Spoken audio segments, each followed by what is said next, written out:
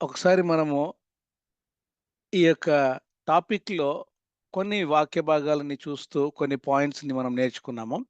ఏదంటే సాత్వికము గురించి మోషే ఏ విధంగా అయితే మనకు సాత్వికానికి ఈ భూమి మీద ఒక గుర్తుగా ఉన్నారో, అలాగే యేసు ప్రభుల వారు దాసుడుగా అంటే దాసుడుగా వచ్చి తనను తాను ఎంప్టీ చేసుకొని వచ్చినారు అన్నటువంటి మాటని కూడా మనము గమనించాము. యేసు ప్రభుల వారు తండ్రి ఆజ్ఞలు నెరవేర్చారు అని, యేసు ప్రభుల వారు తండ్రి సహవాసాన్ని ఎంతో చాలా ఎక్కువగా ప్రేమించారు అని, అందరినీ అంతము వరకు ప్రేమించినటువంటి యేసు ప్రభుల వారు, అలాగే ప్రతి ఒక్కరిని అందరినీ క్షమిస్తున్నారు, క్షమించారు, క్షమించబోతున్నారు అన్నటువంటి మాటల్ని, ఈ 6 లక్షణాలని, 6 మంచి గుణాలని ప్రభుల వారిలో ఉన్నటువంటి ఆ యొక్క 6 గుణాలని మనము చాలా బ్రీఫ్‌గా నేర్చుకున్నాము. ఎందుకు అంటే క్రీస్తు స్వారూప్యములోనికి మనం వెళ్ళేందుకు ప్రభుల వారు మనకు తన యొక్క తనే ఈ భూమి మీద నడుస్తూ, జీవిస్తూ మనకు చేసి చూపించినటువంటి ఆ యొక్క కొన్ని పాయింట్స్‌ని మనము నేర్చుకుంటూ వచ్చాము. అయితే దయచేసి గమనించండి. ఈ దినము మనము ఇంక కొన్ని మాటలు మనము ఇంక కొన్ని పాయింట్స్‌ని మనము చూసుకోకముందు, ఈ యొక్క వాక్య భాగము నాకు ఈరోజు ఎందుకో గుర్తొస్తా ఉంటుంది. ఆ వాక్యము శరీరధారి అయి కృపా సత్య సంపూర్ణుడుగా మన మధ్య నివసించెను అని మనందరికీ కూడా తెలిసిన వాక్య భాగమే. యోహాను సువార్త మొదటి అధ్యాయము 14 వచనంలో ఉంటది గదా! ఆ యొక్క వాక్యము అంటే యేసు ప్రభువుల వారు శరీరధారి అయి, అంటే మన యొక్క శరీర రూపమును ధరించుకున్న వారై ఈ భూమి మీద మన మధ్య, మనుషుల మధ్య నివసించారు. ఈ వాక్య భాగాన్ని మనం ఇంక కొంచెం మంచిగా క్లియర్‌గా అర్థం చేసుకోనికి 2 గ్లాసులలో మనము ఇక్కడ చూస్తే, ఒక గ్లాస్‌లో వాటర్ ఉన్నాయి. ఇంకొక గ్లాస్‌లో మిల్క్ ఉంది. ఒక గ్లాస్‌లో నీరు, ఇంకొక గ్లాస్‌లో పాలు. దయచేసి గమనించండి. ఒకవేళ ఈ వాటర్‌ని మనము మనిషికి సాదృశ్యంగా చూస్తూ, ఆ యొక్క మిల్క్‌ని పరిశుద్ధమైనటువంటి దేవాది దేవుడైనటువంటి యేసు ప్రభుల వారికి మనం సాదృశ్యంగా చూస్తే, ఆ వాటర్ లో ఈ యొక్క మిల్క్‌ని, అంటే ఈ పాలని మనము ఈ వాటర్‌లో ఒక కొన్ని వేసామనుకోండి, ఆ లెఫ్ట్ సైడ్ ఉన్నటువంటి ఆ వాటర్ గ్లాస్ కూడా ఏమైపోతది? మిల్క్ అయిపోతది. దాన్ని మనము ఏమంటాము? దాన్ని నీళ్ళు లేదా పాలు అనే 2 మాటలు చెప్తామా? చెప్పము. నీళ్ళల్లో పాలు పోషినా అది మిల్క్ అంటాం. పాలైపోతది. ఆ విధమైనటువంటి ఆ యొక్క అనాలజీని ఇక్కడ మన మధ్య మనం ఒకసారి గుర్తు చేసుకుంటే, ఈ మిల్క్‌కి సాదృశ్యమైనటువంటి పరిశుద్ధమైనటువంటి యేసు ప్రభువుల వారు మానవుని యొక్క స్వరూపాన్ని, మానవుని యొక్క ఆ యొక్క శరీరాన్ని, రూపాన్ని తీసుకున్నారు అన్నదానికి అర్థం ఏంటంటే, ఆ యొక్క డివినిటీని, దైవత్వాన్ని ఆయన ఆహ్, మానవుని యొక్క రూపాన్ని తీసుకున్నారు అని మనం అర్థం చేసుకోవచ్చు. అలాగే ఇంకొకసారి దాన్నే మనము నీళ్లను పాలల్లో పోస్తే కూడా ఆ యొక్క పాల బాటల్‌ని, పాల గ్లాస్‌ని మనము ఏమంటాము అంటే పాలే అంటాము. కాబట్టి దేవాది దేవుని యొక్క ప్రాముఖ్యమైనటువంటి ఉద్దేశ్యము ఏంటి అంటే, నిన్ను, నన్ను క్రీస్తు ప్రభువుల వారి స్వారూప్యంలోనికి తీసుకురావాలి అన్నటువంటి ఆ యొక్క ఆ యొక్క ప్రణాళికలో పరిశుద్ధాత్మ దేవుడు నిన్ను, నన్ను, మనకి రక్షణ ఇస్తూ, రక్షణను మనము స్వీకరించేందుకు మన హృదయాలను ప్రేరేపిస్తూ పరిశుద్ధాత్మ దేవుడు చేసినటువంటి ఆ యొక్క కార్యమే రక్షణ కార్యము. అప్పటినుంచి మనము క్రీస్తు ప్రభువుల వారి స్వారూప్యంలోనికి వచ్చేదానికి మనల్ని పరిశుద్ధాత్మ దేవుడు ఎంతో, ఎంతో ఓపికతో, సహనముతో మనల్ని పెంచుతూ ఉన్నట్లుగా మనము చూస్తా ఉంటున్నాం. ఆ యొక్క పరిశుద్ధాత్మ దేవుని మెలకువలకు మనము ఎంత జాగ్రత్తగా, ఎంత నిజంగా మనము ఎంత ఆసక్తిని కనపరుస్తున్నాము అనేది చాలా ఇంపార్టెంట్ అండి. కాబట్టి ఈ దినము ఆ యేసు ప్రభువుల వారిని అనుకరించే ఇంకొక 3 గుణాలు ఈ భూమి మీద యేసు ప్రభువుల వారు జీవిస్తూ ఆయన మనకి 3 గుణాలని ఈరోజు మనము చూడాలని చెప్పి నేను ఆశపడతా ఉంటున్నాను. ఏంటంటే ఒకటి దీనత్వము, రెండవది అగాపే ప్రేమ, మూడవది విధేయత. ఈ 3 విషయాలను ఈ దినము మనము క్రీస్తు ప్రభుల వారి జీవితములో ఆయన ఏ విధంగా చేసి చూపించారు అన్నటువంటి కొన్ని మాటలని ఈ యొక్క దినంలో దేవాది దేవుడు మనకు సహాయం చేయాలని నేను ఆహ్, కు చూస్తా ఉంటున్నానండి. అయితే దయచేసి గమనించండి. కిందటి వారంలో మనము 6 విషయాలు నేర్చుకున్నాము. అయితే ఈరోజు 3 విషయాలు. ఈ విధంగా నేర్చుకుంటూ మనము ఆహ్, హ్మ్. గమనించడమే కాకుండా మన యొక్క ప్రాక్టికల్ లైఫ్‌లో గూడా మనము అన్వయించుకోవాలి అని చెప్పి దేవాది దేవుడు మనల్ని కోరుకుంటూ మనకు ఈ వాక్య భాగాల్ని తీసుకొని వస్తా ఉంటున్నారు. అయితే దీనత్వము క్రీస్తు ప్రభుల వారి జీవితంలో ఆయన ఏ విధమైనటువంటి దీనత్వాన్ని మనకు కనపరిచారు అని మనం ఒకసారి గమనిస్తే దయచేసి గమనించండి. ఆయన చాలా తగ్గించుకున్నారు. అనేక విషయాలు మనము అనేక వాక్య భాగాలు గూడా చూస్తా ఉంటున్నాం గదా! తన యొక్క పుట్టుకలోనే క్రీస్తు ప్రభుల వారు శరీరధారిగా ఈ యొక్క భూమి మీద ఆయన, ఆయన ఏ విధంగా అయినా పుట్టిండొచ్చు. ఎందుకంటే మాట చేత సృష్టించినటువంటి గొప్ప సృష్టికర్త. ఈ సృష్టి అంతటిని ఆయన మాట చేత అంటూనే ఆయన పలుకగా అంతా కూడా క్రియేట్ అయిపోయింది. అటువంటి దేవాది దేవుడు తన పుట్టుకను మాత్రం చూడండి ఎంత నిరాడంబరమైనటువంటి పుట్టుకను ఎంచుకున్నారు. ఆయనకు ఎక్కడ కూడా స్థానము లేదు. ఆయన పశువుల తొట్టిలో ఆయనకు జన్మను తీసుకున్నారు. అంటే ఎంత తక్కువ స్థానములో, ఎంత దీనత్వము, ఎంత తగ్గింపుతనంలో ఆ యొక్క దేవాది దేవుడుగా ఉంటూ, నీ కొరకు, నా కొరకు ఈ భూమి మీద అంత తగ్గించుకున్నారు. ఎందుకంటే ఇంకా దానికంటే ఘోరమైనటువంటి లేదా ఆహ్, ఆహ్, అంతకంటే తక్కువైనటువంటి స్థానంలో నాకు తెలిసి మనిషి పుట్టుక ఉండదేమో కదా! పశువుల తొట్టిలో అంటే పశువులు ఉండే చోట ఆయన జన్మించారు అంటే ఎంత తగ్గించుకున్నారు అనేది మనము గమనిస్తా ఉంటున్నాం. అలాగే శిష్యుల యొక్క పాదాలు కడిగారు. ఆయన లార్డ్స్ సప్పర్ విషయంలో కూడా మనం చూస్తే శిష్యులందరినీ పిలిచి ఇక నేను ఆహ్, మీ కొరకు నా ప్రాణం పెడుతున్నాను అని ఆ యొక్క ప్రక్రియకి ముందర ఆ యొక్క ప్రభువుల వారు తన శిష్యుల యొక్క పాదములను ఆయన కడిగారు. తువాలుతో తుడిచారు. కాబట్టి ఆ విధంగా చూస్తే మనము ఇంకా ఆయన యొక్క ఘోరమైన మరణము ఆయన పుట్టుకైతేనేమి, ఆయన సాధారణమైనటువంటి జీవితం జీవిస్తూ చాలా ఘోరమైనటువంటి మరణాన్ని, శిలువ మరణము అది ఆ దినాలలో ఖైదీలకు నియమించబడేటటువంటి మరణము. ఆ మరణాన్ని యేసుప్రభుల వారు ఎంచుకున్నారు కదా! అంత ఘోరమైన మరణాన్ని నీ కోసం, నా కోసము, నీ పనిష్మెంట్, నా పనిష్మెంట్‌ని ఆయన ఆ విధంగా తీసుకున్నారు. ఆ విధంగా మనం గమనిస్తే ఆయన ఇతరుల కార్యములను చాలా జాగ్రత్తగా చూశారు. ప్రతి ఒక్క విషయంలో కూడా ఆయన జీవించిన 33.5 సంవత్సరాలు ఇతరుల కోసము ఆయన జీవించినట్లుగా గూడా మనము చూస్తా ఉంటున్నాం. అలాగే గాడిద పిల్ల మీద కూర్చొని యెరూషలేము దేవాలయమునకు వెళ్ళినట్టుగా గూడా మనం గమనిస్తా ఉంటున్నాం. ఆయన కింగ్ కానీ ఎంతో తగ్గించుకొని భూమి మీద గాడిద మీదను ఆయనను ఊరేగించినట్లుగా గూడా మనము గమనిస్తా ఉంటున్నాం.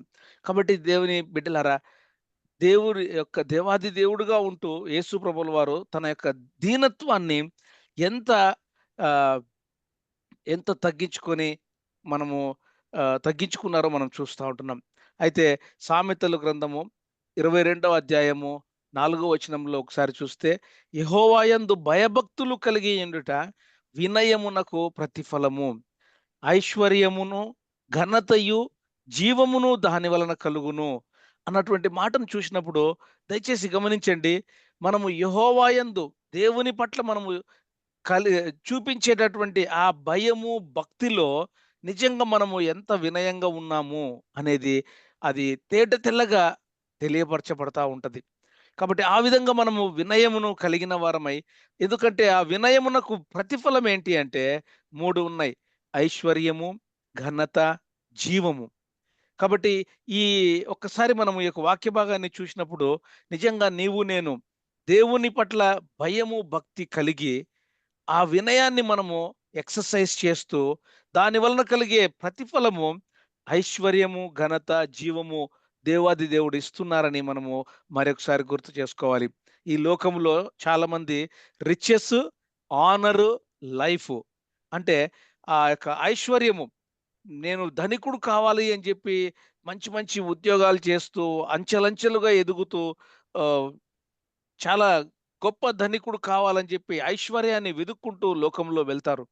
ఆనర్, ఫేమ్ నేను అందరికీ తెలియపరచబడాలి అని.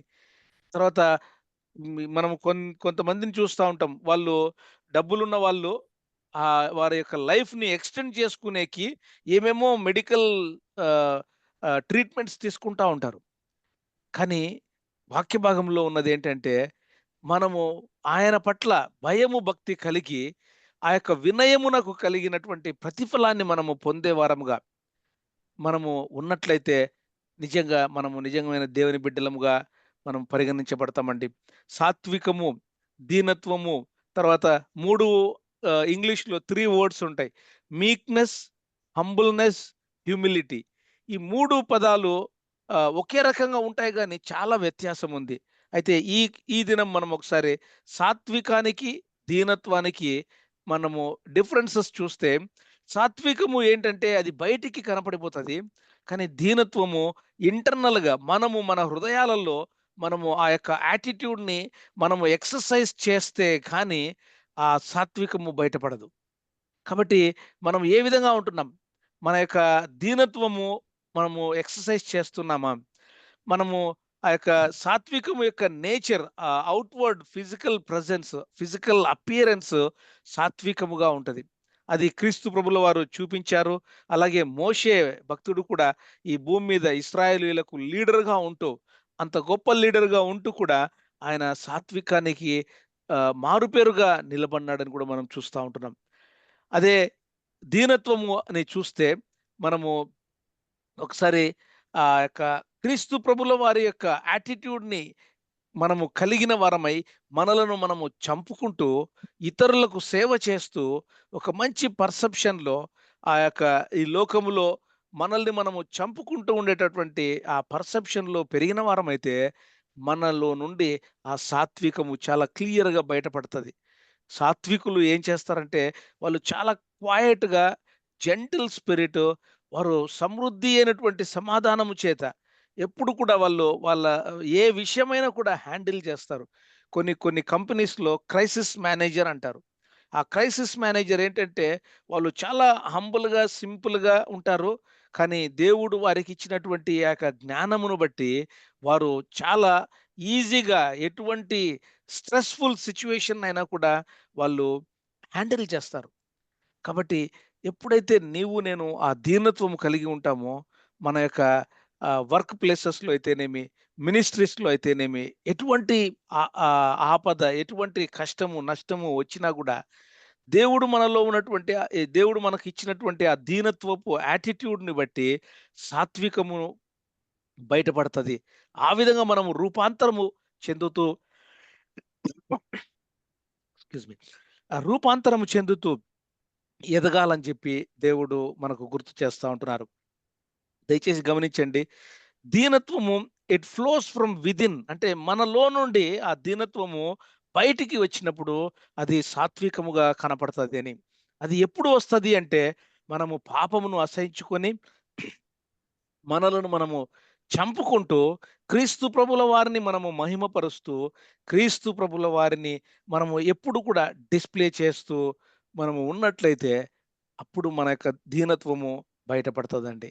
కాబట్టి యేసు ప్రభుల వారిని మనము ఆయన జీవితంలో ఉన్నటువంటి ఈ కొన్ని క్యారెక్టరిస్టిక్స్‌ని మనము ఎప్పుడైతే అర్థం చేసుకొని చాలా కాన్షియస్‌గా, చాలా సీరియస్‌గా, చాలా ఇంటెన్షనల్‌గా అంటే పని కట్టుకొని మనము మన జీవితాలలో ఎక్సర్సైజ్ చేస్తూ ఉంటే ఆహ్, ఆహ్, ఆహ్, ఆ యొక్క మార్గము ఎటువంటి మార్గము అంటే క్రీస్తు ప్రభుల వారి స్వారూప్యములోకి ఎదిగేటటువంటి మార్గముగా మనకు దేవుడు ఈ యొక్క వాక్య భాగంలో దీనత్వం గురించిన కొన్ని మాటల్ని మన మధ్యకు తీసుకొని వచ్చారు.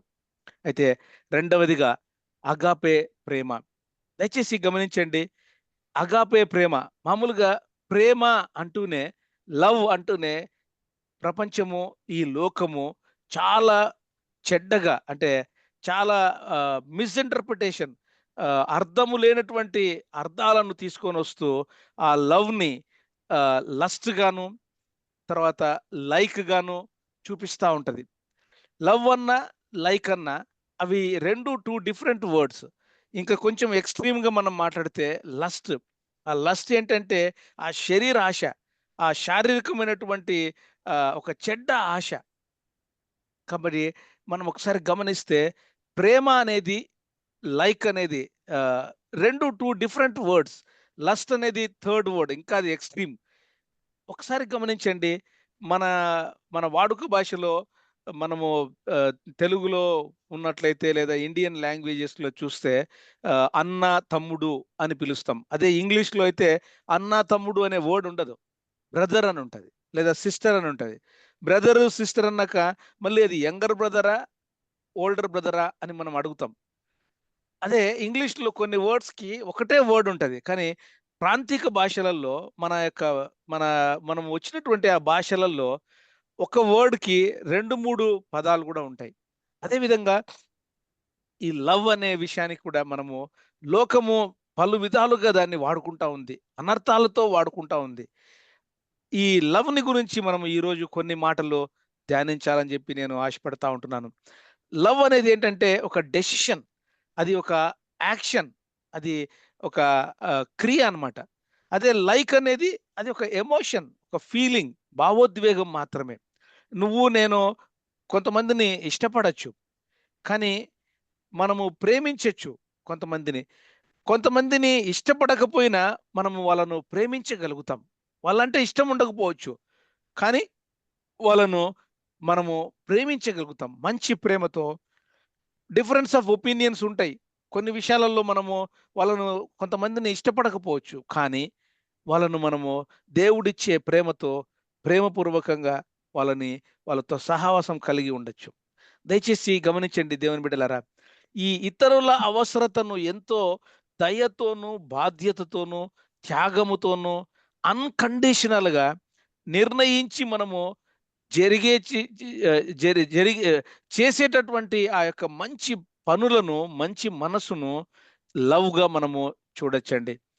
Compassionate, responsible, sacrificial, unconditional. Unconditional అంటే అవతల వాళ్ళు ఏదైనా ఇస్తారని చెప్పి, ఆ చెడు ఉద్దేశ్యముతో మనము ఒకరిని ప్రేమించడము అది ప్రేమ కాదండి. కండిషన్స్ పెట్టుకొని మనము ప్రేమిస్తా ఉంటాం. నాకు వాళ్ళు ఇది ఇవ్వలేదు కదా! కాబట్టి నేనెందుకు ఇవ్వాలా అని. ఒకవేళ గిఫ్ట్ ఇవ్వాలన్నప్పుడు దేవుడు మన మనసులో ఎవరికైనా గిఫ్ట్ ఇవ్వాలని మనము దేవుడు మనకు ఆ యొక్క మనసును ఇచ్చినప్పుడు మనం ఏం చేయాలంటే అన్‌కండీషనల్‌గా కొలుచుకోకుండా మనకు తో తోచినైనది మనకు ఏది తోస్తే అది మనము ఇవ్వగలగాలి. ఇచ్చిన తర్వాత కూడా మనము అరే! ఊరికే ఇచ్చినామే వాళ్ళకు. వాళ్ళకది ఇయ్యకుండా ఉండింటే గూడా బాగుండేదే అనే తలంపులు కూడా వస్తా ఉంటాయి. ప్రత్యేకంగా విశ్వాసులలో గూడా వస్తా ఉంటాయి. ఒకరికి సహాయం చేస్తాము. సాయం చేసిన తర్వాత అబ్బా! నేను వాళ్ళకు సాయం చేసిండి ఉండకూడదేమో అనే తలంపు వస్తది. అది సైతానుడు తెచ్చే తలంపు. ఒకసారి సహాయం చేసిన తర్వాత, ఒకసారి ఒకరికి గిఫ్ట్ ఇచ్చిన తర్వాత, మనం ఏమాత్రము దాన్ని బట్టి మనము ఇంకా ఆలోచన చేయకూడదు. వెనుదిరిగి ఆలోచన చేయకూడదు. దయచేసి గమనించండి. కంపాషనేట్‌గా, రెస్పాన్సిబుల్‌గా, సాక్రిఫిషియల్‌గా, అన్‌కండీషనల్‌గా ఏదైతే మనము ప్రేమిస్తామో దానిని అగాపే ప్రేమ అని మనము బైబిల్‌లో బిబ్లికల్ లవ్‌కి డెఫినిషన్‌గా మనము చూస్తా ఉంటున్నాం. కాబట్టి ప్రేమ అనే వర్డ్ ఒకటి. కానీ మనము ఇదివరకు అనుకున్నాం గదా! అన్న, తమ్ముడు అన్నటువంటి 2 పదాలు ఇంగ్లీష్‌లో ఒకే పదము బ్రదర్ అని. అట్లనే లవ్ అనేది ఒకవేళ ఇంగ్లీష్‌లో ఒక వర్డ్ కావచ్చు. కానీ అది 4 రకాలుగా ఉంటుంది. భార్యాభర్తల మధ్య ప్రేమ, కుటుంబ సభ్యుల మధ్య ప్రేమ, స్నేహితుల మధ్య ప్రేమ, తర్వాత అగాపే ప్రేమ, డివైన్ లవ్.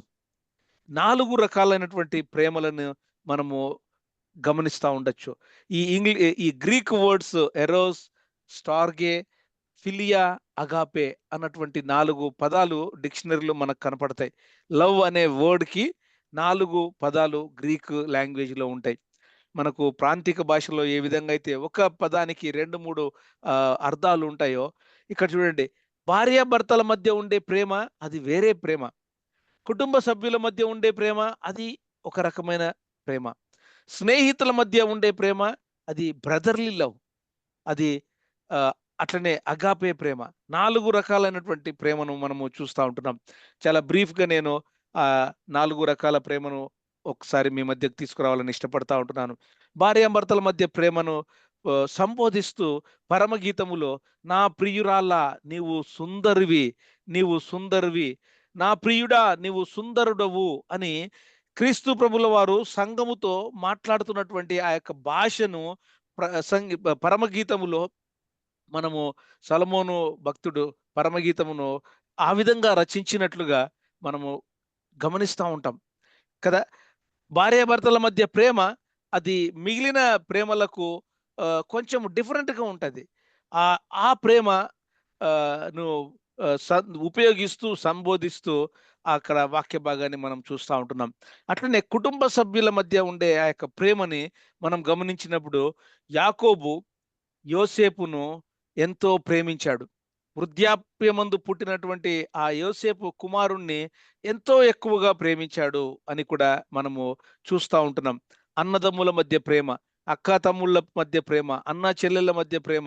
ఈ ప్రేమంతా కూడా కుటుంబ సభ్యుల మధ్య ఉండేటటువంటి ప్రేమ. అలాగే స్నేహితుల మధ్య ఉండే ప్రేమ. అది బ్రదర్‌లీ లవ్‌గా కూడా మనము చూస్తా ఉంటున్నాం. ఫిలియా అని కూడా గ్రీక్ వర్డ్ ఉంటది.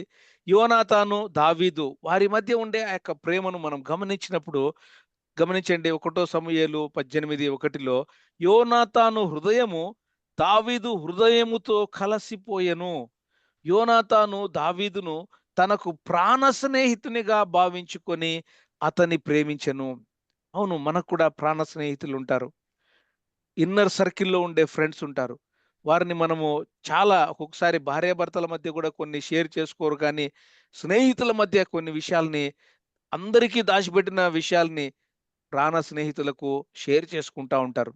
అందుకే యేసు ప్రభువుల వారేమన్నారంటే, "మీరు నా స్నేహితులు" అని కూడా సంబోధించారు గదా!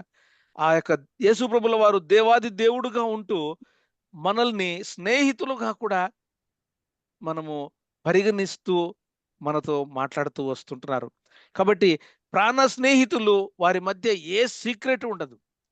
ఏ సీక్రెట్ లేనటువంటి ప్రేమ స్నేహితుల మధ్య గమనిస్తా ఉంటాం. అలాగే 4వ ప్రేమ. ఇది చాలా గ్రేటెస్ట్ ప్రేమ. ఇది అన్నిటికంటే చాలా ఉన్నతమైనటువంటి ప్రేమగా మనము చూస్తా ఉంటున్నాం. ఇది డివైన్ లవ్. దేవాది దేవుడు మనుషుల పట్ల చూపించేటటువంటి ప్రేమ. ఈ ప్రేమను మనం ఎందుకు ధ్యానిస్తున్నాము అంటే, క్రీస్తు ప్రభుల వారు ఈ ప్రేమతోనే మనల్ని ప్రేమిస్తూ భూమి మీద మన కోసం వచ్చి, జీవించి, చూపించి, మన కోసము త్యాగమై శిలువ మరణములో చనిపోయి నీకు నాకు రక్షణ ఇస్తా ఉంటున్నారు. ఆ యొక్క రక్షణను ఎవరైతే ఆ యొక్క రక్షకుడైనటువంటి యేసు ప్రభుల వారిని స్వంత రక్షకునిగా మన హృదయమందు ఎవరైతే విశ్వసిస్తారో, వారు ఈ అగాపే ప్రేమలో ఎదిగేదానికి అవకాశం ఉంటది అని మనము గమనించొచ్చు. కాబట్టి దయచేసి గమనించండి. యోహాను సువార్త 15వ అధ్యాయము 13వ వచనంలో, తన స్నేహితుల కొరకు తన ప్రాణము పెట్టువాని కంటే ఎక్కువైన ప్రేమ గలవాడెవడునూ లేడు అని ఆ యొక్క వాక్య భాగంలో మనము చూస్తా ఉంటున్నాం. అవును కదా! యేసు ప్రభుల వారు నిన్ను నన్ను స్నేహితుడు అని సంబోధించారు. ఆ విధంగా తన యొక్క ప్రాణాన్ని నీ కోసం, నా కోసం పెట్టారు. అదే మనము యోహాను సువార్త 3:16లో కూడా చూస్తా ఉంటాం గదా! అందరికీ తెలిసినటువంటి చాలా ఫేమస్ వర్స్. దేవుడు లోకమును ఎంతో ప్రేమించెను. ఆయన ఎంత ప్రేమించాడు అంటే దాన్ని మనము వర్ణించలేం, వివరించలేం. మన జీవితాలు సరిపోవు. నిజంగా ఆయన ప్రేమను మనము వర్ణనాతీతమైనటువంటి ఆ ప్రేమను అర్థం చేసుకునే సమయం కూడా మనకు ఈ జీవిత కాలం సరిపోదేమో! అటువంటి ప్రేమతో మనల్ని ప్రేమించాడు. చాలా ఈజీగా గుర్తుపెట్టుకునే విధంగా యోహాను సువార్త 3:16, అలాగే పత్రికలు 1 యోహాను 3:16, ఈ 2 వచనాలను మనము చాలా కాంట్రాస్ట్‌గా, చాలా క్లియర్‌గా గమనించొచ్చు. దేవుడు లోకమును ఎంతో ప్రేమించెను అని యోహాను సువార్త 3:16 మనము నేర్చుకుంటే, 1 యోహాను 3:16లో ఆయన మన నిమిత్తము తన ప్రాణము పెట్టెను గనుక దీని వలన ప్రేమ ఎట్టిదని మనము తెలుసుకొనుచున్నాము. మనము కూడా సహోదరుల నిమిత్తము మన ప్రాణములను పెట్టబద్దులమై ఉన్నాము. దయచేసి గమనించారా? క్రీస్తు ప్రభుల వారిని మనము పోలి ఏ విధంగా నడుచుకోవాలి? క్రీస్తు ప్రభుల వారిని మనము ఏ విధంగా అనుకరించగలుగుతాము అని మనము ఆ యొక్క మాటని మనం ఒకసారి నెమరు వేసుకుంటే, క్రీస్తు ప్రభుల వారు ఏం చేశారో, ఆయన ఎంతగానో ప్రేమించారు. తన స్నేహితుల కొరకు తన ప్రాణం పెట్టాడు. దాన్ని నీవు నేను, ఆ రక్షణను స్వీకరించిన నీవు నేను బిలీవర్‌గా మనము మన స్నేహితుల కొరకు ప్రాణము పెట్టబద్దులముగా ఉంటున్నామా? నిజంగా ఒకవేళ ఈ మాటని నిజంగా ప్రాణం పెడతామో పెట్టమో గాని, ప్రాణము పెట్టేంత మనము ప్రేమించగలుగుతున్నామా? ప్రేమించగలగచ్చు అని యేసు ప్రభుల వారు మనకు చూపించారు. కాబట్టి దయచేసి గమనించండి. యేసు ప్రభుల వారు ఏం చేశారో ఆయనను మనము అనుకరించి, ఆయనను పోలి నడుచుకునే కొన్ని వాక్య భాగాల్ని దేవుడు మన మధ్య తీసుకొని వస్తా ఉంటున్నారు. క్రైస్ట్ లైక్, క్రైస్ట్ అన్‌లైక్‌ని మనం చూసినప్పుడు love that flows through you అనేది అంటే దేవాది దేవుని ప్రేమను నీవు నేను అనుభవించిన మనము మనలో నుండి ఆయన యొక్క ప్రేమ వెదజల్లబడాలి. వెచ్చించాలి మనము. ఈ భూమి మీద బ్రతికినంత కాలము మనలో నుండి ఆ యొక్క ప్రేమ వెదజల్లబడుతా ఉందా లేదా? లేదా ఒక మనము స్వార్థపూరితమైనటువంటి విశ్వాసిగా దేవుని ప్రేమను అనుభవించి ఇంకా ఇక్కడికి ఆపేస్తా ఉంటున్నామా? ఆపేస్తూ ఉంటే మనము క్రీస్తు ప్రభుల వారిని పోలి నడుచుకోవడం లేదు అన్నటువంటి మాటని దేవుడు గుర్తు చేస్తా ఉంటున్నారు. మనలో మనం ఎప్పుడైతే క్రీస్తు ప్రభుల వారి ప్రేమను అనుభవిస్తుంటున్నామో, ఆ ప్రేమ మనము ఇతరులకు మనలో నుండి ఫ్లో అయ్యే విధంగా, ప్రసరించే విధంగా, వేరే వాళ్ళు కూడా ఆ ప్రేమను మనలో వారు రుచి చూసే విధంగా మన బ్రతుకుతా ఉంటున్నామా? దయచేసి గమనించండి. ఇక్కడ ఒక ఎగ్జాంపుల్ నేను చెప్పాలని ఇష్టపడతా ఉంటున్నాను. నిన్నటి దినము ఒక సిస్టరు తన పేరు జమీమా అని చెప్తూ నాకు జమీమా అంటే ఎవరో తెలీదు అని చెప్తూ అన్నటువంటి విధంగా మీకు యోబు తెలుసా? యోబు పెద్ద కుమార్తె పేరు తెలుసా? ఆ యోబు పెద్ద కుమార్తె పేరేంటంటే జమీమా. కాబట్టి ఆ జమీమా అనేది నా పేరు అని ఆ సిస్టర్ చూసారా? గమనించారా? తన పేరును ఇంట్రొడ్యూస్ చేసుకునే దానికి బైబిల్ గ్రంథములో ఉండే యోబు భక్తుణ్ణి అక్కడ ఇంట్రొడ్యూస్ చేస్తూ యోబు కుమార్తె నా పేరు అని చెప్తా ఉంది. ఈరోజు ఒకవేళ నా పేరు జోసెఫ్, నేను దేవాది దేవుణ్ణి కుమారుణ్ణి అని ఎవరన్నా నా పేరు అడిగినప్పుడు, నా పేరు మీకు ఆయన తెలుసా? దేవాది దేవుడు. మీకు యేసుప్రభుల వారు తెలుసా? నేను ఆయన కుమారుణ్ణి అని చెప్పగలిగేటటువంటి మనసును, మనస్తత్వాన్ని నేను ఈ భూమి మీద ప్రదర్శిస్తున్నానా అని నేను క్వెషన్ చేసుకున్నాను. దయచేసి గమనించండి. అటువంటి క్రిస్టియన్ అంటే హూ ఫాలోస్ క్రైస్ట్. ప్రతి ప్రతి క్రైస్తవుడు మతములో పెరిగేటటువంటి ప్రతి క్రైస్తవుడు క్రీస్తు ప్రభుల వారిని సేవించుతూ ఆయన యొక్క ప్రేమను అనుభవిస్తూ, ఆయన ప్రేమను వేరే వాళ్ళకు వెదజల్లేటటువంటి విధంగా, ప్రసరించబడే విధంగా ఒకవేళ బ్రతుకుతూ ఉండకపోతే, he is not a Christian. He is not the true follower of Christ కదా! కాబట్టి ఒక్కసారి గమనించండి. మన తండ్రిని బట్టి మనకు ఏ విధంగా అయితే చాలా మందిని చూస్తా ఉంటాం. ఈ పిల్లోడు అంతా వాళ్ళ నాయన పోలికలోనే ఉన్నాడు. అంతా వాళ్ళ నాయన చేసినట్లే చేస్తున్నాడు. అంతా వాళ్ళ తల్లిదండ్రులు నడిచినట్లే నడుస్తున్నాడు అని అంటా ఉంటారు గదా! దేవాది దేవుణ్ణి పోలి నీవు నేను నడుచుకుంటూ ఉంటే, మన దేవునికి ఆ మహిమను, ఘనతను, ఆ స్తుతిని మనము తీసుకురాగలుగుతున్నామా? లేదా మతములో పెరుగుతూ అదేదో క్రిస్టియన్స్ వీళ్ళు అని మన యొక్క యాటిట్యూడ్స్‌లో, మన బిహేవియర్స్‌లో మనము సైతానుని చూపిస్తా ఉంటున్నామా? అపవాదిని చూపిస్తా ఉంటున్నామా? ఒకే చెట్టుకు 2 డిఫరెంట్ ఏమంటారు, చేదు ఫ్రూటు, తీపి ఫ్రూటు రావు కదా! మనము క్రీస్తు ప్రభుల వారిని సేవిస్తూ ఉన్నటువంటి వారమైతే, మనలో ఉండే మనలో నుంచి ప్రసరించబడేటటువంటి ఆ ప్రేమ అన్‌కండీషనల్, రెస్పాన్సిబుల్, సాక్రిఫిషియల్, ఈ విధమైనటువంటి ఆ ప్రేమను మనము చూపించగలుగుతున్నామా అని మనల్ని మనం ఒకసారి పరీక్ష చేసుకోవాలని దేవుడు ఈ వాక్య భాగాన్ని గుర్తు చేస్తున్నారండి. ఒకసారి సిలువను మనం గమనిస్తే, సిలువలో 2 దబ్బలుంటాయి గదా! నిలువుటి దబ్బ, అలాగే హారిజాంటల్ బార్.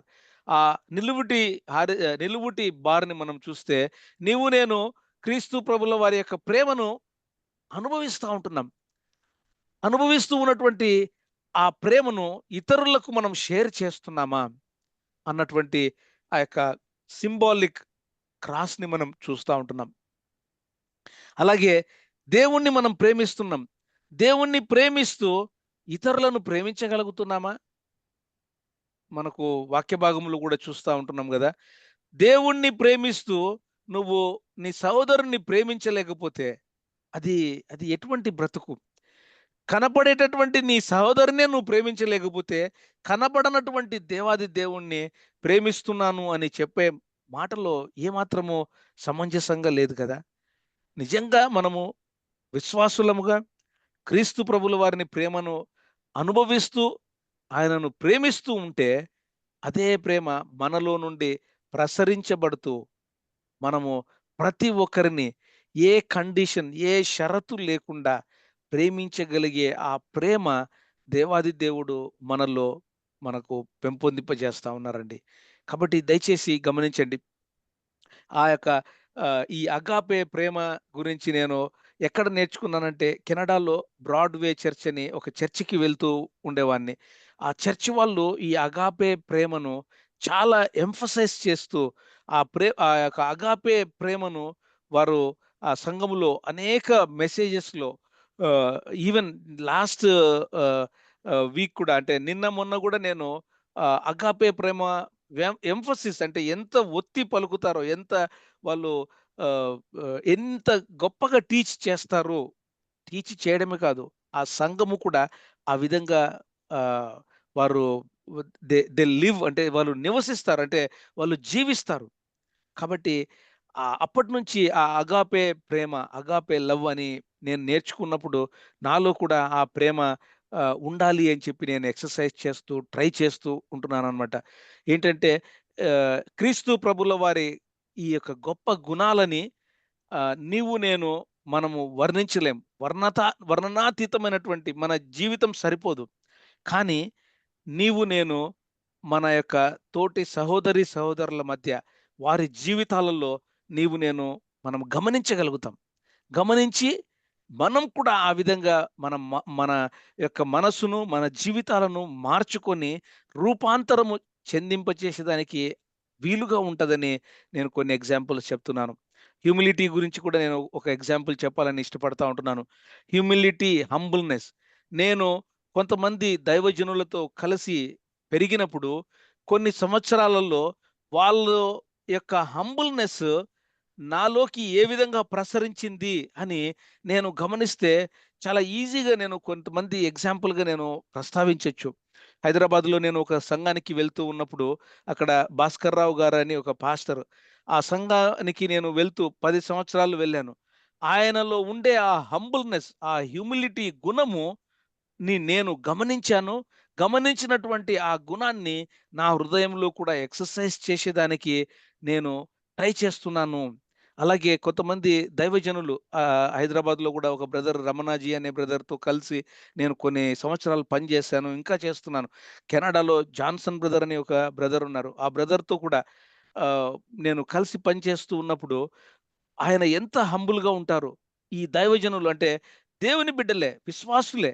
వారి యొక్క, నేను ఇక్కడ మనుషులను ప్రస్తావిస్తున్నాను. ఎందుకంటే వాళ్ళిక్కడ లేరు గాబట్టి వాళ్ళ మాటలు నేను చెప్తున్నాను. వారి పేర్లు జెప్తున్నాను. ఎందుకు అంత ఖచ్చితంగా చెప్తున్నాను అంటే, దయచేసి గమనించండి. వారిని గమనించినప్పుడు, వారితో కలిసి పని చేసినవంటేటువంటి ఆ 10 సంవత్సరాలలో నేనేం నేర్చుకున్నాను అని చూస్తే, అది నా జీవితంలో కనీసం కొంతలో కొంతన్నా ఉందా అని చూసుకున్నప్పుడు, అది అది అవును కొంచెము నేర్చుకున్నానేమో అనే సంతృప్తి మనము కలిగి ఉంటామండి. అట్లనే నిన్ను నన్ను చూసి వేరే వాళ్ళు, అరే! వాళ్ళల్లో ఈ క్రీస్తు ప్రభువుల వారి గుణాలు నేను గమనించాను. వాళ్ళని చూసి నేను నేర్చుకున్నాను అని చెప్పి నీ గురించి ఇంకొకరు చెప్పగలిగే విధంగా నీవు నేను బ్రతుకుతా ఉంటున్నామా? అట్లా బ్రతికేదానికి ఇది సాధ్యమవుతది. పరిశుద్ధాత్మ దేవుడు మనకి సహాయము చేస్తారు అని దేవాది దేవుడు ఈ మాటలు తీసుకొని వస్తా ఉంటున్నారు. ఒక్కొక్కసారి చాలా మనస్పర్ధలు వస్తాయి. ఆ యొక్క మనస్పర్ధలు ఫ్రెండ్స్ మధ్య గాని, రిలేటివ్స్ మధ్య గాని, ఇంట్లో కుటుంబ సభ్యుల మధ్య గాని, తర్వాత మినిస్ట్రీ చేస్తూ ఉండేటటువంటి మధ్య గాని, ఆహ్, కొంతమంది దైవజనులు కానీ, లేదా తోటి సేవకుల మధ్య గాని డిఫరెన్స్ ఆఫ్ ఒపీనియన్స్ రావచ్చు. కానీ ప్రేమ విషయంలో మాత్రం మనము కాంప్రమైజ్ కాకూడదని. ఎందుకంటే నీవు నేను ఏమాత్రము అర్హత లేనటువంటి మనకు దేవాది దేవుడు ఆ ప్రేమను మన మీద వెచ్చిస్తున్నాడు అని మనం గమనించినప్పుడు, దాన్ని అనుభవించినప్పుడు, మనము కూడా వేరే వాళ్ళ మీద అదే ప్రేమను వెచ్చించాలి అని దేవాది దేవుడు ఇక్కడ మనకు గుర్తు చేస్తా ఉంటున్నారు. కాబట్టి దయచేసి గమనించండి. 1 కొరింథీ 13:13లో కూడా మనం చూస్తా ఉంటున్నాం గదా! 3 విషయాలు. దీస్ థింగ్స్ లాస్ట్ లాంగ్ అని మనము గమనిస్తా ఉంటాం. విశ్వాసము, నిరీక్షణ, ప్రేమ. విశ్వాసము అంటే ఎట్లా వస్తది? వినుట వలన విశ్వాసము కలుగును. ఏం వింటే? క్రీస్తు ప్రభుల వారి మాటను గూర్చిన మనం మాటను విన్నప్పుడు, క్రీస్తు ప్రభుల వారి గుణగణాలను మనము ధ్యానిస్తూ ఉన్నప్పుడు, ఆయన మీద మనకు విశ్వాసముతో ఆయన గుణగణాలు మన జీవితంలోకి వస్తాయి, ప్రసరిస్తాయి. మన నుండి వేరే వాళ్ళకు ప్రసరించాలి అని మనము ఆ విధంగా విశ్వాసంలో ఎదగాలి. ఆ క్రీస్తు ప్రభుల వారి రెండవ రాకడ కొరకు కదా మనం వెయిట్ చేస్తా ఉంటున్నాం. ఎటువంటి నిరీక్షణ కలిగి ఉంటున్నాం? క్రీస్తు ప్రభుల వారు వచ్చినప్పుడు, క్రీస్తు ప్రభుల వారు నిన్ను నన్ను చూసి, ఆయన గుణాలు నీలో నాలో ఉండటాన్ని చూసి మనల్ని మెచ్చుకుంటారా? క్రీస్తు న్యాయపీఠం ఎదుట మనము నిలబడినప్పుడు, భలా మంచి నమ్మకమైన మంచి దాసుడా, అవును నీవు నా యొక్క నేచర్‌ని, నా క్యారెక్టరిస్టిక్స్‌ని, నా గుణాలని, నా యొక్క స్వభావాలని నీవు జీవించి నువ్వు నన్ను సంతృప్తి పరుస్తున్నావు. సంతృప్తి పరిచావు. నా ఇష్టాన్ని నేర్చావు. నా ఇష్టాన్ని మీరు నెరవేర్చి నాకు మంచి జీవితాన్ని చూపించారు అని దేవుడు మన గురించి సాక్ష్యము చెప్పగలిగే బ్రతుకు మనం బ్రతుకుతా ఉంటున్నామా? దయచేసి గమనించండి. విశ్వాసము, నిరీక్షణ ఇవి భూమి మీద మాత్రమే అవసరం. కానీ ప్రేమ భూమి మీద అవసరము. కానీ అలాగే పరలోకంలో కూడా మనము దేవుణ్ణి ప్రేమిస్తూ, ప్రేమిస్తూ, సేవిస్తూ, స్తుతిస్తూ, ఆరాధన చేస్తూ ఉండిపోతాం. కదా! ఈ మూడిట్లో ప్రేమ అనేది చాలా శ్రేష్టమైనది. ద గ్రేటెస్ట్ చాలా ఉన్నతమైనది ప్రేమ. ప్రేమ విషయంలో మనం ఏ విధంగా ఉంటున్నాం? ఇతరులను ఏ విధంగా ప్రేమిస్తుంటున్నాం? కండిషన్స్ పెట్టుకొని, వాళ్ళు ఇది చేయలేదని, మనము నానాక రకాలైనటువంటి కారణాల చేత మనము ప్రేమ విషయంలో మనం కాంప్రమైజ్ అయితా ఉన్నామా? దయచేసి గమనించండి దేవుని బిడ్డలారా. మనము ఒకవేళ అనేక వరాలు కలిగి ఉండొచ్చు. వరాలు అంటే ఈ కొరింథీయులకు రాసిన పత్రిక 12వ అధ్యాయంలో మనము మొదటి కొన్ని 10 వచనాలను చూసినప్పుడు అనేక వరాలు మనము నేర్చుకుంటాం గదా! బుద్ధి వాక్యము, జ్ఞానవాక్యము, ఆత్మల వివేచన వరము, విశ్వాసము, స్వస్థపరచు వరము, అద్భుతాలు చేసే వరము, నానావిధ భాషలు మాట్లాడే వరము, అలాగే భాషలు మాట్లాడుతున్నప్పుడు చెప్పే అర్థము చెప్పే ఆ యొక్క శక్తి, ప్రవచన వరము. ఈ అన్ని గిఫ్ట్స్ మనకు కావాలి అని చెప్పి మనం కోరుకుంటా ఉంటాం. లేదా కనీసము 1, 2 గిఫ్ట్స్ అయినా ఉండాలని చెప్పి ఆ ఎక్సర్‌సైజ్ చేయాలని ఆరాట పడతా ఉంటాం. కానీ 1 కొరింథీ 13లో చూస్తే ఏమి ఉన్నా, ఎన్ని నీకు గిఫ్ట్స్ ఉన్నా, ఎన్ని టాలెంట్స్ ఉన్నా, ఒకవేళ ప్రేమ లేకపోతే నీవు నేను వ్యర్థుడము, వ్యర్థులము అని చెప్పి దేవుడు గుర్తు చేస్తా ఉంటున్నారు. కాబట్టి ప్రేమ లేని వాడైతే నేను వ్యర్థుడను. ప్రేమ లేని వాడనైతే అని 4 చోట్ల మనం గమనిస్తా ఉంటున్నాం. ఇంకా అనేక చోట్ల వాక్య భాగంలో గమనిస్తూ ఉంటాం. అలాగే 13వ అధ్యాయాన్ని ఇంకా కొంచెం నెక్స్ట్ మనము వచనాలనుకి వెళ్తే ప్రేమ గురించినటువంటి ఆ పదాలు మనము చాలా సార్లు విన్నాం కదా, వచనాలు. ప్రేమ దీర్ఘకాలము సహించును, ప్రేమ దయ చూపించును, ప్రేమ మత్సరపడదు, ప్రేమ డంబముగా ప్రవర్తింపదు అని చెప్పి ప్రేమ గురించి అనేక 8 వచనాలలో అనేక గుణగణాలు మనం చూస్తూ ఉంటున్నాం. కానీ నిజమైన ఆ అగాపే ప్రేమను చేసి చూపించినటువంటి ఏకైక దైవ కుమారుడు ఎవరు అంటే యేసు ప్రభుల వారు. ఆ ప్రేమ ప్లేస్ లో మనము యేసు ప్రభుల వారిని మనము అక్కడ రీప్లేస్ చేసుకుంటే వీటిలో పెట్టుకోండి. దీర్ఘకాలము యేసు ప్రభుల వారు దీర్ఘకాలము సహించును. యేసు ప్రభుల వారు యొక్క ప్రేమలో మత్సరము లేదు. ఆయన సనుగుకోలేదు, గొనగలేదు. ఇటువంటి వాళ్ళ కోసమా నేను నా ప్రాణాన్ని ఇచ్చేది అని అనుకోలేదు. నా ప్రాణం పెట్టినా కూడా వీళ్ళకు రక్షణ ఇచ్చినా, విశ్వాసులుగా ఎదిగినా కూడా వీళ్ళను ఇట్లాంటోళ్ళా, అరే ఇదేంది ఇది అని చెప్పి నిన్ను నన్ను గురించి అసహించుకోవడం లేదు. అసహించుకోకుండా యేసు ప్రభుల వారు ఎంత ప్రేమతో మనల్ని ప్రేమిస్తున్నారో గమనిస్తే, ఆ ప్రేమను ఒకవేళ మనము ధ్యానిస్తూ ఆ ప్రేమ బదులు మనము యేసు ప్రభుల వారు అని ఏ విధంగా పేరు పెట్టుకున్న ఇక్కడ రీప్లేస్ చేసి వాక్య భాగాన్ని చదువుకుంటున్నామో, ఆ యేసు ప్రభుల వారి ప్రేమను అనుకరించే వారముగా ఉండిన వారమైతే ఆ యేసు ప్రభుల వారి పేరు బదులు నీ పేరు నా పేరు పెట్టుకొని మనము ఈ వాక్య భాగాన్ని ప్రూవ్ చేయగలుగుతామా? ప్రూవ్ చేసేటటువంటి ఛాలెంజ్ని మనము ఈ దినము దేవుడు ఇస్తా ఉంటే తీసుకోగలుగుతామా? మన చేత కాకపోవచ్చు, కానీ పరిశుద్ధాత్మ దేవుడు ఎప్పటికప్పుడు మనకు మెలకువలు ఇస్తూ ఉంటారు. ఆ మెలకువలు ఇస్తూ ఉన్నప్పుడు వెంటనే చూడండి, ప్రేమ దీర్ఘకాలము సహించును. నీవు నేను ఇతరుల పట్ల ఎటువంటి సహనము చూపిస్తూ ఉంటున్నాం?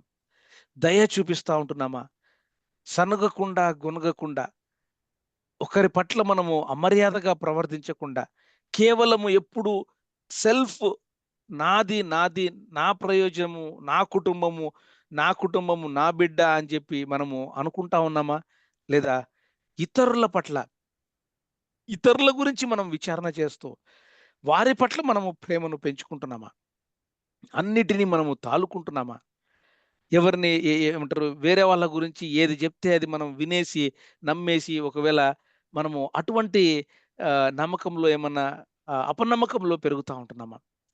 వీటన్నిటిని మనము ఒకసారి దయచేసి గమనిస్తే దేవుని బిడ్డలారా, తీతుకు 2వ అధ్యాయంలో 12, 13 వచనంలో చూస్తే, భక్తిహీనతను, ఇహలోకమైన సంబంధమైనటువంటి వాటిని, ఆ దురాశలను విసర్జించి క్రీస్తు ప్రభుల వారి ప్రత్యక్షత కొరకు ఎదురు చూస్తూ బ్రతుకుతూ, ఎట్లా బతకాలి?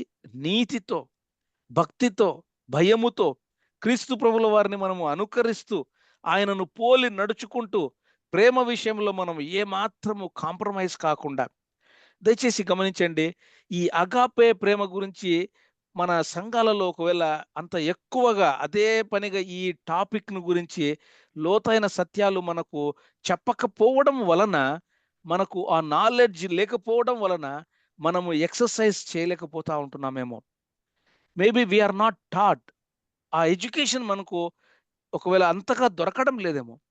కానీ ఈ అగాపే ప్రేమ గురించి ఇంకా ఇంకా మనము వాక్య భాగంలో అనేక పఠనాలు మనము ధ్యానించుకుంటూ ఆ అగాపే ప్రేమను, క్రీస్తు ప్రభుల వారిని అనుకరించే ప్రేమను మనము కలిగి ఉండాలని చెప్పి దేవుడు మనకి ఈ దినమున గుర్తు చేస్తూ ఉంటున్నారు. కాబట్టి 1 కొరింథీ 13వ అధ్యాయంలో అగాపే లవ్ అనేది ఏంటి అని 7 విషయాలు ప్రస్తావించి చూసాము. అలాగే కంటిన్యూస్గా మనం చదువుకుంటే అగాపే ప్రేమ ఏంటి కాదు అని 8 విషయాలు అక్కడ ప్రస్తావించబడినాయి. వాట్ ఈజ్ అగాపే లవ్ అనేది 7 అంశాలు, వాట్ ఈజ్ నాట్ అని 8 అంశాలు మనము అక్కడ గమనించవచ్చు. కాబట్టి దయచేసి గమనించండి దేవుని బిడ్డలారా, గలతీ 5:21, 22లో కూడా చూస్తే, భేదములు, విమతలు, అసూయలు, మత్తతలు కలిగిన బ్రతుకును మనం ఏమైనా బ్రతుకుతా ఉంటున్నామా? ఒకవేళ అటువంటి ఏ నేచర్, ఏ స్వభావము ఉన్నా కూడా మనము స్వతం ఆహ్, దేవుని రాజ్యంను మనం స్వతంత్రించుకోలేము అని చెప్పి గలతీ 5 మనము ఈ వాక్య భాగాన్ని అనేక సార్లు మనం చూస్తా ఉంటాము, చదువుతా ఉంటాము. కానీ ఇంకా ఆ అసూయలు, మత్తతులు, విమతములు, భేదాలు కలిగి మనము దేవుని యొక్క ప్రేమను మనము వెచ్చించలేకపోతా ఉంటున్నామా? దేవుని యొక్క ప్రేమను మనలో నుండి ప్రసరింప చేయలేకపోతా ఉంటున్నామా? ఒకవేళ ఈ భూమి మీద అలాగా చేయలేకపోతే పరలోక రాజ్యానికి మనం చేరుకోలేమన్నటువంటి ఆ యొక్క మాటని మనం చూస్తా ఉంటున్నాం. 22వ వచనంలో ఆత్మ ఫలము అని మనం గమనించినప్పుడు అది ఒకే ఫ్రూట్. కానీ ఆ ఒకే ఫ్రూట్‌లో అన్ని గుణాలు ఉన్నాయి చూడండి. ఫ్రూట్స్ ఆఫ్ ద స్పిరిట్ కాదండి. అది ఫ్రూట్ ఆఫ్ ద స్పిరిట్. ఆత్మ ఫలములు కాదు. ఆత్మ ఫలము. ఒకే ఫ్రూటు, ఒకే ఫలము. కానీ అక్కడ అది అన్ని రకాలు కలిగినటువంటి ఫలముగా ఉంది. దాన్ని మనము అనుభవిస్తూ మనలో నుండి ప్రసరించింప చేయగలిగేటటువంటి బ్రతుకును బ్రతకాలని చెప్పి దేవుడు ఇక్కడ గుర్తు చేస్తా ఉంటున్నారు. కాబట్టి దయచేసి గమనించండి. దేవుని నుండి మనకు వచ్చేవి 3 రకాలు. ప్రేమ, సంతోషము, సమాధానము.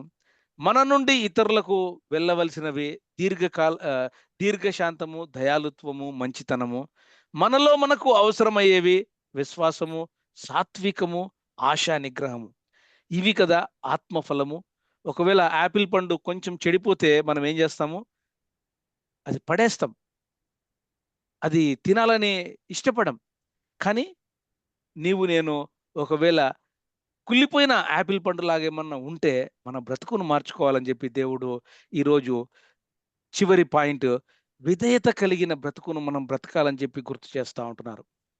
యేసు ప్రభుల వారు ఏ విధంగా అయితే మనకు ఆ యొక్క విధేయత గురించి ఎలాగ చూపించారో కొన్ని మాటల్ని మనం గమనించినప్పుడు సిలువ మరణము పొందడానికి ఆయన తండ్రికి విధేయత చూపించారు. అలాగే తండ్రి చిత్తము నెరవేర్చేందుకు ఆయన పరలోకము నుండి దిగి వచ్చి ఆయన చిత్తాన్ని నెరవేర్చారు. తండ్రి చెప్పినటువంటి ప్రతి ఆజ్ఞను తూచా తప్పకుండా నెరవేర్చారు. ఆయన ఆ విధంగా నెరవేరుస్తూ హెబ్రీయులకు వ్రాసిన పత్రిక 5వ అధ్యాయం 8వ వచనంలో ఉంటది గదా! ఆయన కుమారుడయ్యుండి తాను పొందిన శ్రమల వలన విధేయతను నేర్చుకొనెను. అవును, యేసు ప్రభుల వారు దేవాది దేవుడు కదా! ఆయన ఏంటి విధేయతను నేర్చుకోవడం ఏంటి అని మనము చాలా విచిత్రంగా ఉందే ఇది. ఏమన్నా స్పెల్లింగ్ మిస్టేకా? లేదా ఏమన్నా తప్పుగా ఏమన్నా ప్రింట్ కాబడిందా అని మనం ఒకసారి ధ్యానిస్తే, నేను కూడా ఫస్ట్‌లో ఒక దైవజనుడు ఈ మాట గురించి చెప్తున్నప్పుడు, ఇదేంటిది యేసు ప్రభుల వారేంటి విధేయతను నేర్చుకోవడము అని. కానీ మనము ధ్యానిస్తూ, ధ్యానిస్తూ మనం నేర్చుకోగలిగే అంశం ఏంటంటే, ఆ క్రీస్తు ప్రభుల వారు మానవ రీతిగా ఉండి లాస్ట్ వీక్ కూడా మనం నేర్చుకున్నాం గదా! ఏంటంటే ఆయన ఎంప్టీడ్ హిమ్సెల్ఫ్. ఆయన దేవుడుగా ఉంటూ కొన్ని ఆయన శక్తులను ఆయన ఆహ్, ఇక్కడ ఆయన ఏది కూడా వినియోగించలేదు. ఆయన ఆయననొచ్చి పట్టుకున్నప్పుడు ఆయన వ వ దేవదూతలు వచ్చి వాళ్ళనందరిని కూడా ఏమైనా చేయొచ్చు. కానీ అలాగా కాకుండా యేసు ప్రభుల వారు తలదించుకొని ఆ విధేయతను మనకు చూపించారు అని మనం నేర్చుకోవచ్చిక్కడ. యేసు ప్రభుల వారు అంత గొప్ప దేవాది దేవుడైనటువంటి యేసు ప్రభుల వారే ఆ విధేయతను మనకు చూపించినప్పుడు నేను ఏ విధంగా ఉన్నాం? తండ్రి ఆజ్ఞలను మనము ప్రేమతో గైకుంటా ఉన్నామా లేదా? మనము ఆ విధంగా బ్రతకాలని చెప్పి చివరిగా నేను ఈ యొక్క విశ్వాస వీరులు హెబ్రీయులకు వ్రాసిన పత్రిక 11వ అధ్యాయంలో మనం ఒకసారి గుర్తు చేసుకుంటే 4 గోడల మధ్య ఈ మన ఇంట్లో సహవాసంలో మనము ఎక్సర్సైజ్ చేసేదేంటంటే అది ఫెయిత్, విశ్వాసము. కానీ ఒకసారి మనము మండే టు సాటర్‌డే లోకంలోకి ఆఫీసెస్ బయటికి వర్క్ ప్లేస్‌లోకి వెళ్ళినప్పుడు మనము చూపించేదేంటి? మన క్రియల ద్వారా మన విశ్వాసాన్ని మనం కనపరచగలగాలి. ఎందుకంటే క్రియలు లేని విశ్వాసము మృతము అని కూడా యాకోబులో మనం చూస్తా ఉంటున్నాం. కాబట్టి క్రియలు లేని విశ్వాసము నిష్ఫలము. ఆ విధంగా మనము వ్యర్థులుగా మనము కనపడకూడదండి.